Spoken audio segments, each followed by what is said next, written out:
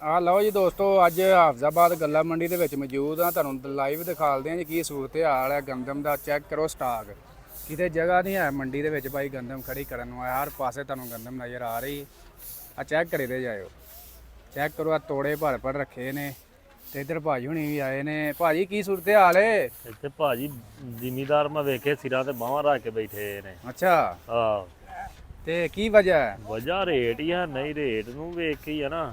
ਹਾਂ ਪਿਛਲੇ ਦਿਨਾਂ ਕੋਈ 4-5 ਦਿਨ ਪਹਿਲਾਂ 24-2500 ਵੀ ਚੱਲਿਆ। ਹਾਂ, ਕੱਲ ਦਾ ਰੇਟ ਹੀ 2100 ਰੁਪਈਆ, ਓਏ ਹੋਏ ਅੱਜ 2000 ਤੇ ਆ ਗਿਆ। ਪਰਸੋਂ ਦਾ ਰੇਟ 2350 ਹੀ। ਇਹ ਰੋਜ਼ ਦਾ ਰੇਟ ਆ। ਅੱਛਾ, ਇਹ ਬੰਦੇ ਮੈਂ ਵੇਖੇ ਨੇ ਦੁਪਹਿਰ ਵੇਖੋ ਟਰੱਕ ਭਰੇ ਆਉਂਦੇ ਨੇ, ਹਾਂ ਲੇਕਿਨ ਜ਼ਿਮੀਦਾਰ ਜਿਹੜਾ ਛਾਵੇਂ ਬੈਠਾ ਮੂੰਹ ਉਦਾਸ ਉਹਦਾ। ਓਏ ਹੋਏ ਜ਼ਿਮੀਦਾਰ ਦੇ ਵਿਚਾਰੇ ਦੇ ਮੂੰਹ ਲਟਕੇ ਨੇ, ਵੇਖੋ ਨਾ। ਹੁਣ ਇੰਨੀ ਬੇਸਦਾ ਕਣਕ ਆ।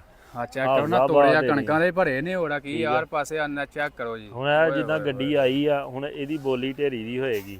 ਹਾਂ, ਜਿਹੜਾ ਕੋਈ ਜਿੱਥੇ ਕੋਈ ਭਰ ਗਿਆ ਪੈਸੇ ਉਹ ਚੁੱਕ ਲੇਗਾ ਤੇ ਬਾਅਦ ਚ ਅੱਗੇ ਲੈ ਜਾਣਗੇ। ਬਾਬਾ ਜੀ ਇਹ ਜਿਹੜੇ ਹੁਣ ਨਾ ਇਨਵੈਸਟਰ ਮਾਰਕੀਟ ਦੇ ਵਿੱਚ ਹੋਣੇ ਨੇ ਦਾਖਲ, ਤੇ ਉਹਨਾਂ ਨੇ ਜ਼ਿਮੀਂਦਾਰਾਂ ਦਾ ਨਜਾਇਜ਼ ਫਾਇਦਾ ਚੁੱਕਣਾ। ਹਾਂ ਫਾਇਦਾ ਤੇ ਚੁੱਕਣਾ। 1900 ਨੂੰ 1800 ਨੂੰ ਗੰਦਮ ਲੈ ਕੇ ਹਾਂ ਇਹ ਤਕਰੀਬਨ 2-3 ਮਹੀਨੇ ਰੱਖਣੀ ਹੈ, ਤੇ ਇਹ 3000 3200 ਨੂੰ ਇਹ ਵਿਕਣੀ ਹੈ ਗੰਦਮ। ਵਿਕਣੀ ਹੈ, ਕਿਉਂਕਿ ਬੰਦੇ ਬੋਲੀ ਜਦੋਂ ਹੁੰਦੀ ਹੈ ਵੇਖੀ ਕੰਨਾਂ 'ਚ ਜਾ ਕੇ ਦੱਸਦੇ ਨੇ। ਉਹ ਜਿਹੜਾ ਕੋਈ ਵੱਧ ਦੱਸਦਾ ਉਹ ਚੁੱਪ ਕਰਕੇ ਉਹ ਨਾ ਬੋਲ ਛੱਡਦੇ ਨੇ। ਨਾ ਉਹ ਦੱਸਦੇ ਨਹੀਂ ਹੈ ਕਿ ਇਹਨੇ ਕਿੰਨੇ ਲਾਏ ਨੇ। ਓਏ ਹੋਏ ਅਗਲੇ ਹਰ ਬੰਦੇ ਨੂੰ ਪਤਾ ਲੱਗੇਗਾ ਭਾਈ ਇਹਨੇ ਇੰਨੇ ਲਾਏ ਨੇ, ਮੈਂ ਵੱਧ ਲਾਵਾਂ।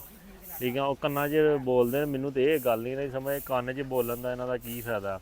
ਸਾਰਿਆਂ ਸਾਹਮਣੇ ਜਿੱਦਾਂ ਆਮ ਬੋਲੀ ਹੁੰਦੀ ਓਪਨ ਉਂਝ ਕਰਨ।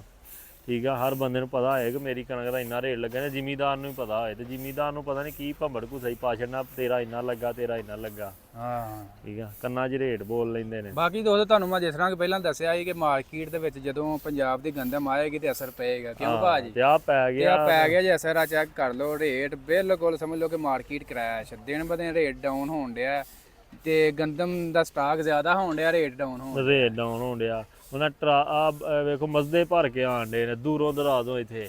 ਹਾਂ ਠੀਕ ਆ, ਤੇ ਰੇਟ ਕਿਸੇ ਨੂੰ ਕੋਈ ਨਹੀਂ ਪਤਾ। ਖਰਚੇ ਵੀ ਗਰੀਬਾਂ ਦੇ ਪੂਰੇ ਨਹੀਂ ਹੋਣੇ। ਆ ਟਰੱਕਾਂ ਵਾਲਿਆਂ ਨੂੰ ਵੀ ਕਿਰਾਇਆ ਦੇਣਾ।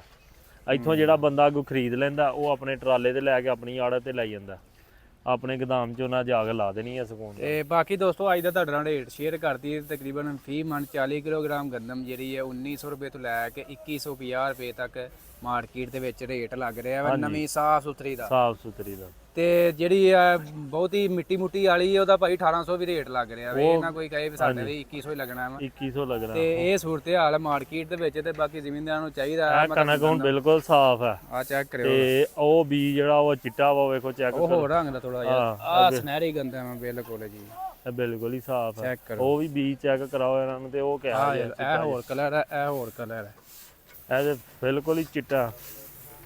ਤੇ ਹੁਣ ਸਫਾਈ ਤੇ ਨਹੀਂ ਨਾ ਹੈ ਭੜੋਲੇ ਵਾਲੇ ਦੇ ਕੰਮ। ਚੈੱਕ ਕਰੋ, ਆ ਸਫਾਈ ਨਹੀਂ ਹੈ, ਸਾਰੀ ਤੂੜੀ ਉਹਨੇ ਵਿੱਚ ਬਣਾ ਛੜੀ ਆ।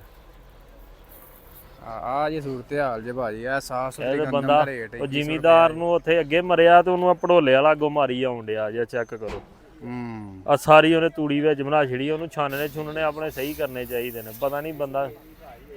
ਹਾਂ ਇਹ ਤੇ ਗੱਲ ਹੈ। ਆਹੋ ਚਲੋ ਜੀ, ਅੱਲਾ ਪਾ ਜ਼ਿਮੀਂਦਾਰ ਦੇ ਹੱਕ ਚ ਰਹਿਮ ਹਾਂਜੀ, ਹੱਕ ਚ ਅੱਲਾ ਖੈਰ ਕਰੇਗਾ।